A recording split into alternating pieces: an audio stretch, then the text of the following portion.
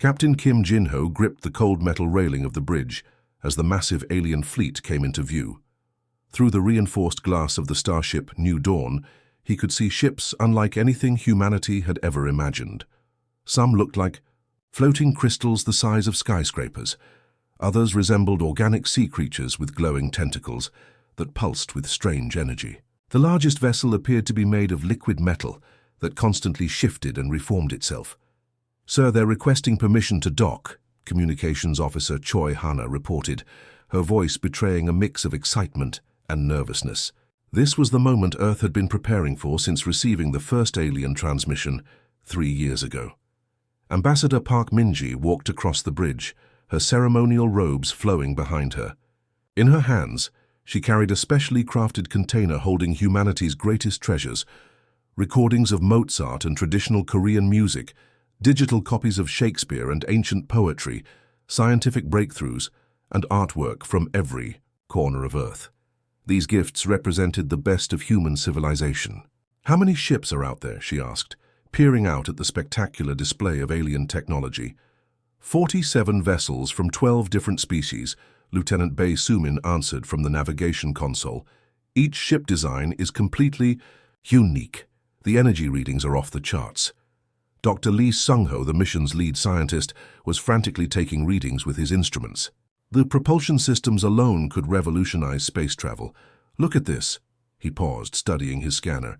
"Some of these ships don't seem to follow our understanding of physics at all." The docking procedure was unlike anything in human experience.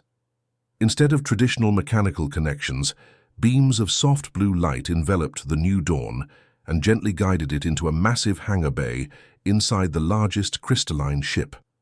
The walls of the hangar seemed to be alive, pulsing with patterns of light that shifted from purple to gold. "Remember, everyone," Ambassador Park addressed her team as they prepared to disembark, "we're here to prove that humans can be peaceful. Partners in this galactic community, this is our chance to show that Earth deserves a place among the stars." The airlock hissed open, revealing a corridor that defied logic. The walls appeared to be made of flowing water, yet remained solid to the touch. Strange symbols floated in the air, glowing and rearranging themselves as the humans passed. Security Chief Nam Hyun-woo kept his hand near his ceremonial sidearm, though he knew it would be useless against such advanced beings. The ceremonial hall was breathtaking. It stretched upward like a cathedral, with floating platforms at different levels where representatives from various alien species waited. Some beings appeared to be made of pure energy, others looked like walking trees with silver bark. One species resembled giant butterflies with wings that showed moving pictures of distant galaxies. At the center of it all stood their leader, a towering, crystalline being whose body caught and refracted light into rainbow patterns. When it spoke, its voice seemed to come from everywhere at once, melodic yet somehow cold. "Welcome, humans of Earth," the being announced. "I am High Counselor Vex Ithara of the Centauri Accord. We have traveled far to meet the newest species to discover faster-than-light travel." The 12 species began their welcoming ceremony. Each delegation presented gifts, technologies that could solve Earth's energy crisis, medical knowledge that could end disease, and star maps showing safe passage through the galaxy. The humans watched in awe as holographic displays showed the vast territory controlled by the Accord. Dr. Lee Sung-ho noticed something troubling during the presentations. While the alien leaders spoke of peace and cooperation, their subordinates were taking detailed scans of the human delegation. Small floating devices, no bigger than insects, circled the humans constantly. He caught glimpses of data streams showing human physiological information, strength measurements, and psychological profiles being compiled in real time. "Your species shows great promise," High Counselor Vex Ithara said, its crystalline face attempting what might have been a smile. "We have studied your transmissions, your art, your history. With proper guidance, humans might overcome their violent tendencies and join our peaceful collective." The words stung, but Ambassador Park maintained her diplomatic composure. "We appreciate your assessment, High Counselor. Humanity has indeed learned from its past conflicts. We come here with open hands and hearts, seeking to contribute to galactic peace." Engineer Kang Min-soo whispered to his colleague, "Did you notice they keep emphasizing our violent nature? Every species they've mentioned has been described the same way initially. The ceremony continued with elaborate displays of alien culture. One species performed a dance that involved changing their molecular structure. Another created music by manipulating gravitational waves. Yet throughout it all, Dr. Lee Sung-ho couldn't shake the feeling that they were being evaluated rather than welcomed. As the formal presentations concluded, High Counselor Vexithara gestured toward massive viewing windows that showed the beauty of space beyond. Tomorrow we will show you the true scope of our peaceful civilization. You will see worlds where war is forgotten, where species work in perfect harmony. But something in the way it spoke made Captain Kim Jin-ho's instincts scream danger. The moment High Counselor Vexithara raised its crystalline hand, everything changed. The beautiful ceremony hall transformed into a prison in seconds. Shimmering energy barriers erupted from the floor, trapping each member of the human delegation in separate glowing cages. The peaceful alien music stopped abruptly, replaced by the hum of charging weapon systems. Ambassador Park Min-ji pressed against the energy field, feeling it burn her palms with cold fire. "What's happening? We came here in good faith." Her voice echoed strangely in the contained space, distorted by the alien technology surrounding her.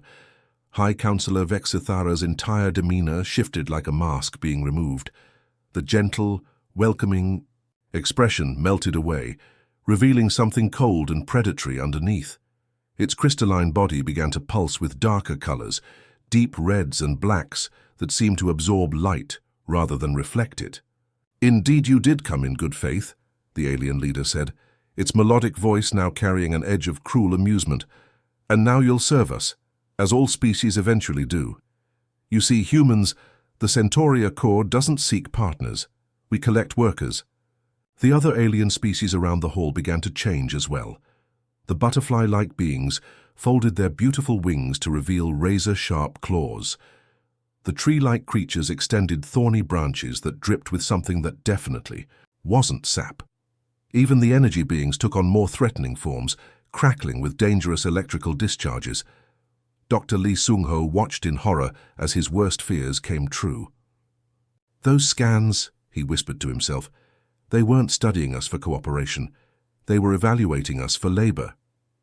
Communications Officer Choi Hana had one chance. As the aliens focused on their grand revelation, she activated her emergency transmitter, a small device hidden in her uniform. Her fingers flew across the controls, encoding a burst transmission toward Earth. "Mayday, Mayday! This is Choi Hana aboard the New Dawn. It's a trap. The Centauri Accord are slavers. They're attacking the colonies." The message lasted barely 3 seconds before alien security drones, spider-like machines with multiple arms and scanning devices, swarmed her position. They tore apart her equipment with surgical precision, sparks flying as circuits were severed and data cores were destroyed. "Too late," High Counselor Vexithara observed with satisfaction. "Though your message matters little, your people will surrender soon enough." Through the massive viewing windows of the ceremony hall, the humans watched their worst nightmare unfold. The alien fleet that had seemed so magnificent minutes before was now clearly revealed as a war armada. Hundreds of warships detached from the main formation, their hulls gleaming with weapon arrays that had been hidden during the peaceful ceremony. Captain Kim Jin-ho counted the vessels with growing dread. "There must be over 300 ships heading toward human space," he said grimly. "Our entire fleet couldn't handle 1/10 of that number." The crystalline leader gestured toward the departing fleet with obvious pride. "Each of those vessels carries enough firepower to level a planet's surface. Your outer colonies, New Seoul Busan Station, the mining facilities around Titan, they will be the first to fall. Then Earth itself." Security Chief Nam Hyun-woo studied the alien guards surrounding them. Each wore some kind of powered armor that enhanced their natural abilities. The butterfly creatures had energy shields. The tree beings had weapons that grew from their own bodies, and floating robotic sentries patrolled the perimeter with sensors that tracked every human movement. "You're making a mistake, Ambassador," Park said, trying to maintain diplomatic composure even as her world crumbled. "Humanity won't just surrender. We've fought wars before." High Counselor Vexithara laughed, a sound like crystal chimes being shattered. "Oh, we know all about your primitive conflicts. Humans fighting other humans with chemical explosives and metal projectiles. How quaint. Most species surrender within hours once they realize resistance is futile. Your people will learn." But then something unexpected happened. One of the alien technicians monitoring communications started chittering in alarm. Its tentacles danced frantically over holographic displays, showing intercepted transmissions from human space. Dr. Lee Sung-ho could read some of the alien text, thanks to the translation protocols they'd shared during the ceremony. What he saw made his heart race with hope. "They're getting resistance reports," he whispered to Engineer Kang Min-soo. "Our people are fighting back." The alien technician projected the intercepted communications for all to hear. Admiral Yoon Taemin's voice, crackling with static but unmistakably determined, filled the chamber. "All units implement Protocol 7. The diplomats were right about one thing. We are a violent species. Time to show these aliens what humans do when cornered." High Counselor Vexithara's expression shifted to confusion, then annoyance. "Protocol 7? What primitive strategy could possibly—" The transmission continued. "Activate all defensive satellites. Launch the asteroid field. Release the sleeper. Ships. Every human facility is now a fortress. Every human civilian is now a soldier. They wanted to see human violence? Let's give them a demonstration they'll never forget." More reports flooded in. The alien attack on New Seoul had met unexpected resistance. Human defense platforms, thought to be simple mining equipment, had revealed themselves as disguised weapons. Cargo ships had suddenly deployed military-grade shields and opened fire with hidden weapon systems. The butterfly-like alien monitoring the communications made a sound of distress. "High Counselor, our advanced scouts report that the human colonies are not surrendering. They're fighting with tactics we've never encountered." For the first time since the trap had been sprung, High Counselor Vexithara looked uncertain. In all their centuries of conquest, species either surrendered immediately or were crushed within hours. But these humans seemed to be doing something different entirely. Captain Kim Jin-ho smiled grimly from within his energy prison. "You picked the wrong species to enslave." Deep beneath the lunar surface, Admiral Yoon Taemin stood before a wall of holographic displays showing the chaos erupting across human space. The hidden command center, carved into solid rock and shielded by layers of advanced materials, buzzed with activity as hundreds of officers coordinated humanity's desperate defense. "Status report," Admiral Yoon commanded, his weathered face illuminated by the blue glow of tactical displays. "Sir, the alien fleet is encountering heavy resistance at every target," reported Colonel Park Ji-hoon from the communication station. "They expected quick surrenders, but our colonies are fighting back with everything they have. The aliens had superior technology, energy weapons that could slice through human armor like paper, shields that deflected most projectiles, and ships that moved faster than anything humanity had ever built. But they fought like a peacekeeping force, organized, predictable, and completely unprepared for the chaos that humans called warfare." Lieutenant Colonel Han Jisu's voice crackled through the secure channel from the asteroid belt. "Command, this is Strike Team Alpha. We've successfully converted Mining Platform 7 into a weapons platform. The aliens have no idea what hit them." Admiral Yoon smiled grimly. Han Jisu had taken a routine asteroid mining operation and turned it into humanity's most effective weapon. The massive drilling equipment, designed to bore through solid rock, had been retrofitted with targeting systems and powered by the mining station's fusion reactors. When alien ships approached what they thought was a helpless civilian facility, they instead found themselves facing weapons that could punch holes through their hull armor. "They expect us to fight like them," Han Jisu reported, as explosions lit up her view screen. "Clean formations, predictable tactics, rules of engagement. Big mistake. We're hitting them from angles they never considered." The asteroids themselves had become weapons. Human engineers had attached small thruster units to chunks of space rock, turning them into guided missiles that the alien sensors couldn't distinguish from natural debris. By the time the aliens realized what was happening, they were being bombarded by an entire asteroid field. Back on the lunar base, Engineer Kang Min-soo worked frantically in his laboratory. surrounded by pieces of captured alien technology. 3 days earlier, a damaged alien scout ship had crash-landed on Mars. The wreckage had provided humanity with its first real look at alien engineering. "Admiral, you need to see this," Kang Min-soo called out, wiping sweat from his forehead. "I've managed to reverse engineer their shield technology.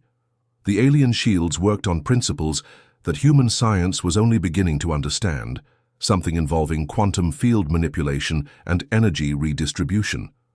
But Kang Min-soo had found a way to integrate the alien shield generators with human stealth systems, creating something entirely new.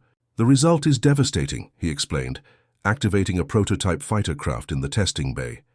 The ship flickered and became completely invisible, not just to human sensors, but to alien detection systems as well. Human fighters that can appear and disappear at will. The aliens' superior sensors can't track what they can't see. Within hours, the new stealth fighters were being mass-produced in hidden facilities across the solar system. Pilots who had trained for years in conventional warfare suddenly found themselves commanding ghost ships that could strike without warning and vanish before retaliation was possible.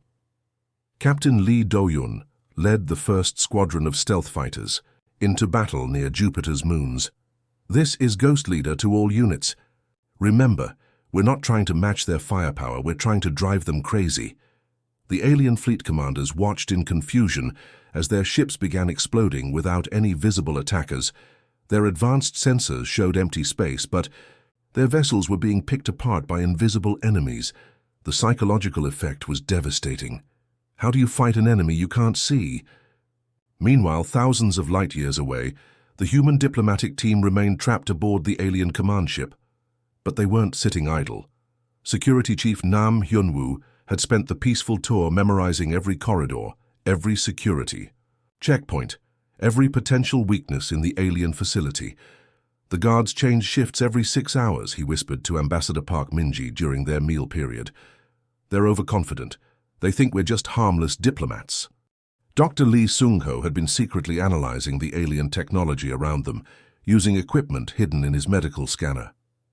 "Their security system has a blind spot," he reported quietly. "The energy fields that contain us are controlled from Phase Central Hub 3 levels down." Ambassador Park looked around at her team, diplomats, scientists, and engineers who had come on a mission of peace. None of them were soldiers, but they were all determined to escape and help their people. "Tonight," she decided, "we show them that diplomats can fight too." The plan was simple but dangerous. Nam Hyun-woo would use his knowledge of the facility, lay out to reach the security hub. Dr. Lee would create a distraction using chemicals from the medical supplies. Engineer Kang would help them reprogram the alien systems once they gained access. As the alien guards settled into their night routine, unaware that their prisoners were planning the impossible, the real battle was just beginning. Across human space, mining platforms became weapons. Civilian ships revealed hidden armaments, and invisible fighters struck like ghosts in the darkness. The aliens had expected to face a primitive species armed with chemical rockets and metal bullets. Instead, they found themselves fighting an enemy that refused to play by any rules they understood. Admiral Yoon received reports from across the solar system. Every human facility had become a fortress, every civilian had become a defender, and every piece of equipment had become a potential weapon. The aliens might have superior technology, but humans had something they didn't understand: the refusal to give up. The alien guards never saw it coming. At exactly 0300 ship time, when the corridor lights dimmed for the night cycle, Security Chief Nam Hyun-woo struck like lightning. He had fashioned weapons from eating utensils and medical equipment. A sharpened spoon became a blade. A power cell from Dr. Lee's scanner became an improvised stunner. The first guard, a tall insect-like creature with 4 arms, crumpled silently as Nam Hyun-woo's makeshift weapon disrupted its nervous system. The second guard, one of the butterfly beings, tried to raise an alarm but found its communication device shorted out by Dr. Lee Sung-ho's chemical mixture. "Move! Move! Move!" Nam Hyun-woo whispered urgently as the energy barriers holding the diplomatic team flickered and died. Ambassador Park Min-ji grabbed a fallen guard's weapon, a sleek device that felt almost alive in her hands. The alien technology responded to her touch, somehow reading her intentions and configuring itself for human use. Within seconds, she was wielding an energy rifle that could punch through the ship's bulkheads. Engineer Kang Min-soo led them through the maze of corridors he had memorized during their tour. The alien ship was massive, stretching for kilometers in every direction, but he knew exactly where they needed to go. "The communication center is just ahead," he whispered, "but there will be more guards." They encountered resistance at the next junction. A squad of the tree-like aliens blocked their path, their bark-covered bodies bristling with weapon growths. But these weren't trained soldiers. They were administrators and technicians, used to dealing with broken, defeated captives, not desperate, humans fighting for their lives. Dr. Lee threw his improvised chemical bombs, filling the corridor with choking smoke that confused the aliens' senses. Nam Hyun-woo charged through the chaos, using his knowledge of alien anatomy gained during the diplomatic meetings to target their weak points. The tree beings fell like timber. "I never thought I'd be fighting my way through an alien spaceship," Communications Officer Choi Hana muttered as she helped Ambassador Park step over the fallen guards. "None of us did," Park replied grimly. "But here we are."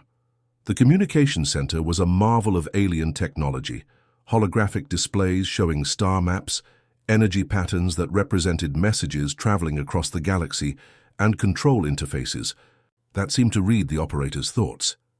Ambassador Park approached the central console, her diplomatic training kicking in as she tried to understand the alien systems. "Can you make it work?" Nam Hyun-woo asked, keeping watch at the entrance. "Give me 30 seconds, Park said, her fingers dancing over controls that responded to her touch. The alien translation protocols they had installed during the peaceful negotiations were still active, allowing her to navigate the system. Suddenly, her voice echoed across thousands of star systems, broadcast on frequencies used by every species in the Centauri Accords territory. "This is Ambassador Park Minji of Earth.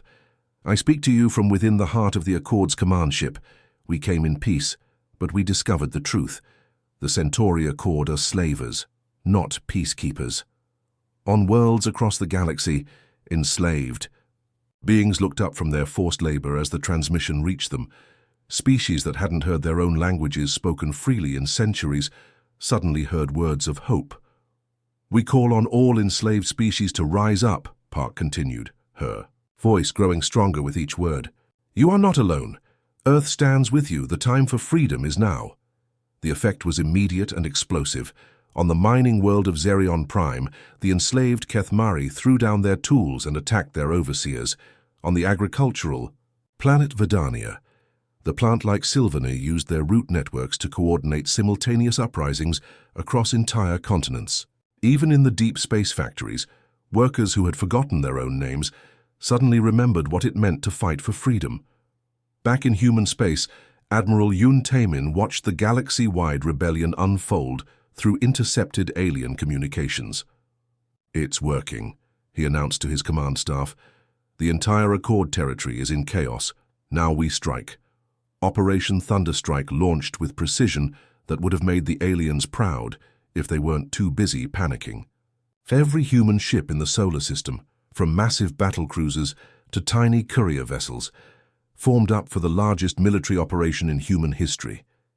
Captain Kim Jin-ho, having escaped with the diplomatic team in a stolen alien transport, took command of the combined human rebel fleet. Ships from dozens of liberated species joined the human armada, Kethmari vessels that looked like flying crystals, Sylvani bioships that grew their own armor, and strange craft from species whose names humans couldn't even pronounce. "This is Captain Kim Jin-ho to all vessels," he broadcast as they approached the Accord's central command station. 6 months ago, we were just explorers looking for friends among the stars. Today, we're liberators. They wanted to see human aggression? Let's give them a proper demonstration." The Accord's command station was a massive structure, larger than Earth's moon, bristling with defensive weapons that could destroy entire fleets. But it had been designed to intimidate subjugated species, not to fight a coordinated assault by desperate freedom fighters. Human stealth fighters invisible to alien sensors slipped through the defensive perimeter like ghosts. Behind them came the main fleet, human ships enhanced with captured alien technology, surrounded by rebel vessels of every description. The sight was magnificent and terrifying. Hundreds of ships from dozens of worlds, all united by a single purpose. "All units, this is Admiral Yun," came the transmission from the Lunar Command Center. "Today we end slavery in this galaxy. Today we show them what happens when you threaten Earth and her allies. Attack." The battle that followed would be remembered for generations across the galaxy, the day the slaves broke their chains and the stars themselves seemed to burn with the fire of freedom. The final battle erupted across 3 star systems as the combined Liberation fleet closed in on the Accord's home worlds. Space itself seemed to burn with the fury of 1,000 suns as energy weapons carved brilliant lines through the darkness. Admiral Yun Taemin stood on the bridge of his flagship, the Peacekeeper's Fury, watching as his dream of peace was finally within reach, but only after the galaxy's bloodiest war. The massive dreadnought cut through enemy formations like a sword through silk. Its hull, originally designed for exploration and diplomacy, now bristled with weapons both human and alien. Beside it flew Captain Kim Jin-ho's strike force, sleek fighters that phased in and out of visibility, striking at Accord vessels before vanishing like deadly phantoms. High Counselor Vexithara watched from the command center of the Accord's fortress world as his empire crumbled around him. The crystalline being's body flickered between colors, rage, fear, and disbelief, all reflected in the shifting hues of his alien form. "How is this possible?" he demanded of his cowering subordinates. They were primitives, savages with chemical rockets, but the humans had proven they were far from primitive. Every Accord fleet that engaged them discovered new horrors, human ships that exploded, only to reveal they were unmanned decoys packed with antimatter, asteroid fields that suddenly came alive with hidden weapons platforms, even civilian rescue ships that opened fire with military-grade plasma cannons. "Sir, our third fleet has been completely destroyed," reported one of the butterfly-like aliens, its wings trembling with terror. "The humans are using our own shield technology against us, but they've modified it somehow. Our weapons pass right through them, but theirs penetrate our defenses. Engineer Kang Min-soo's modifications had given humanity the edge they needed. While the aliens had advanced technology, they lacked human creativity and desperation. Every captured piece of Accord equipment had been studied, reverse-engineered, and improved upon. Human ingenuity had turned alien superiority into human advantage. The Liberation fleet pressed forward through increasingly desperate resistance. Ships from 40 different species fought side by side. The Keth Murray crystal vessels that could fragment into thousands of attack drones, the Sylvani bioships that could repair themselves in the middle of battle, and dozens of other designs. That represented the galaxy's oppressed, finally fighting back. Admiral Yun opened a channel to the entire Accord fleet. His voice, calm and steady despite the chaos around him, carried across the battlefield. "All alien command ships, this is Admiral Yun Taemin of the human fleet. Your empire is finished. Surrender now, and we'll show you the mercy you never showed others." The response came in the form of a desperate final assault. Every remaining Accord vessel threw itself at the human flagship in a suicidal charge. But the Peacekeeper's Fury was ready. Its defensive systems, a hybrid of human and alien technology, created barriers of pure energy that vaporized incoming missiles, while its main guns carved through enemy hulls like paper. Captain Kim Jin-ho led his fighters through the enemy formation, his voice crackling over the communications channel. "This is for every species you enslaved, every world you destroyed, every life you ended." His invisible ships struck like vengeful spirits, appearing long enough to deliver devastating attacks before vanishing again. The Accord's final fortress fell after a 6-hour siege. High Counselor Vexithara was found in his command chamber, surrounded by the deactivated bodies of his android guards, the crystalline being offered no resistance as human soldiers placed energy restraints around his form. "You have won this battle," Vexithara said, his voice hollow with defeat. "But you cannot change what you are. Humans are violent, destructive creatures. You will turn on each other within years." Admiral Yun looked at the fallen dictator with something approaching pity. "Maybe we are violent, But we learned to direct that violence toward those who deserve it. You taught us that some things are worth fighting for. The war's end came not with a single battle, but with a wave of surrenders across the galaxy. Accord. Governors abandoned their posts, fleet commanders defected with their entire squadrons, and administrative worlds declared independence. Within days, an empire that had lasted for millennia simply ceased to exist. 6 months later, the new Galactic Federation held its first assembly in a purpose-built space station orbiting a neutral star. The chamber was enormous, designed to accommodate representatives from every liberated species. Ambassador Park Minji stood at the central podium, looking out at delegates whose forms ranged from crystalline beings to living energy patterns. "We came to the stars seeking peace," she began, her voice carrying to every corner of the vast hall. "We found war instead. But from that war, we built something better, true peace, based on freedom and mutual respect, not fear and oppression." Captain Kim Jin-ho sat in the human delegation, his uniform bearing medals from a dozen different species. The irony wasn't lost on him. Humanity had become the galaxy's greatest peacekeepers by first becoming its most effective warriors. Dr. Lee Sung-ho smiled as he watched former Accord species working alongside their former slaves, sharing technology and knowledge freely. "We did overcome our violent tendencies," he whispered to Engineer Kang Min-soo. "We just had to use that violence to protect the innocent first." In the detention facility on the Federation's judicial world, High Counselor Vexithara watched news feeds of the galaxy he had once ruled. Species were rebuilding, trading freely, exploring together. Children who had been born into slavery were now attending schools alongside their former oppressors' offspring. Perhaps the crystalline being thought with something like wonder, the humans had been right all along. Sometimes you did have to fight for peace. The stars themselves seemed brighter now, reflecting not the fires of war but the light of hope. Humanity had learned its greatest lesson. Peace wasn't the absence of conflict, but the courage to fight for what was right. The end.